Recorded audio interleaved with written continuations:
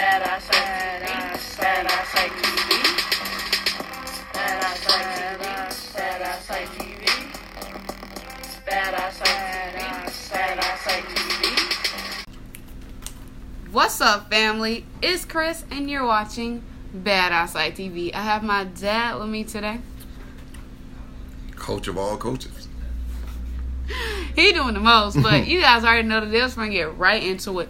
A couple people were telling us to watch the Chopper interview. The last comment I saw was like Jake Martle, and then I told Coach about it, and then Coach was like, "I already watched it," and I was like, Yeah. Okay, so we're gonna let Coach talk about it because I didn't see it. So Yeah, I don't know if that's the one you're talking about. He was in prison, and some lady went in there, and she interviewed him in prison. He was talking about all of his stab wounds. was it on 60 Minutes? No, it was. I think it was some. I don't even know if. I don't think it was American because she was using like Nate and stuff like Aussie kind of stuff like that. He only admitted to 4 murders. He says everyone's trying to pin 13, 14 murders, but I'm only gonna tell you about 4 murders. That's it. 4 murders. I was about 17, and I got a contract to murder this guy, and he goes into detail that him and the guy got in an argument. It was kind of funny.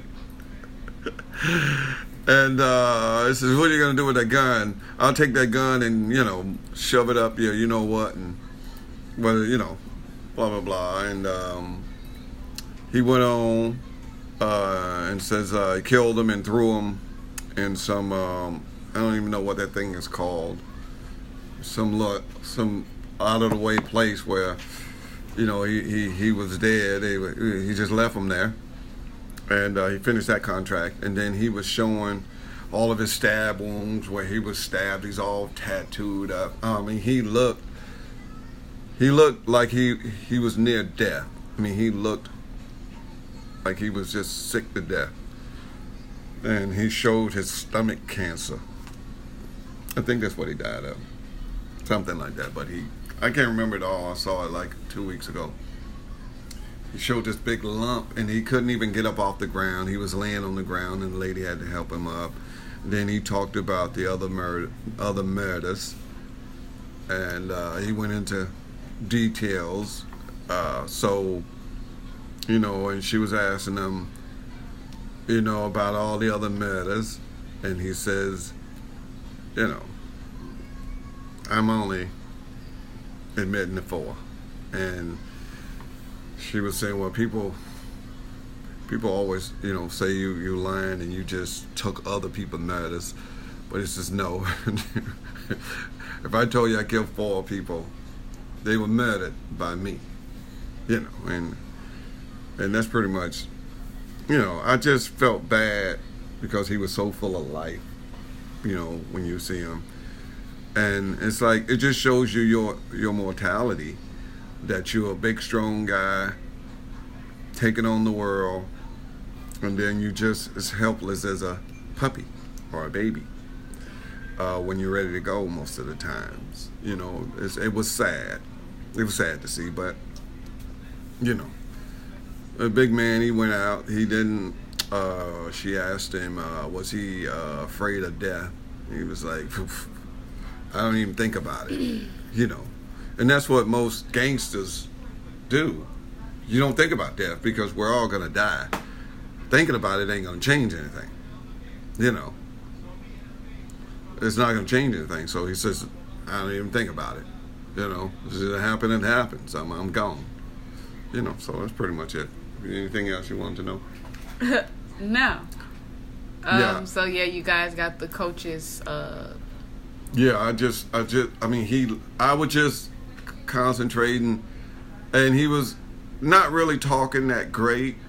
You really had to either turn the TV up really loud or some of the words didn't come out good, but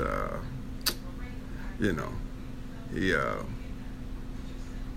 he checked out. But at least, and another thing about when you interview people when they're really old or they're really sick, a lot of times you don't get the full gravity.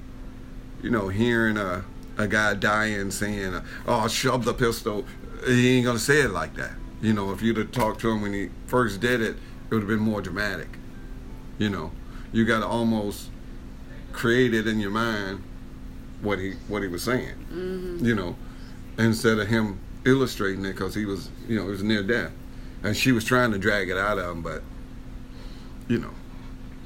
he couldn't bring the tough guy out anymore. The tough guy was gone, and that was sad to see. There you have it, guys. What the coach has to say about Chopper's last interview. Yeah, I would have loved to have heard the young lion speaking, instead of the old lion, But I really like the dude, from what I heard. I mean, you taking out the bad guys, there ain't nothing wrong with that. Ain't nothing wrong.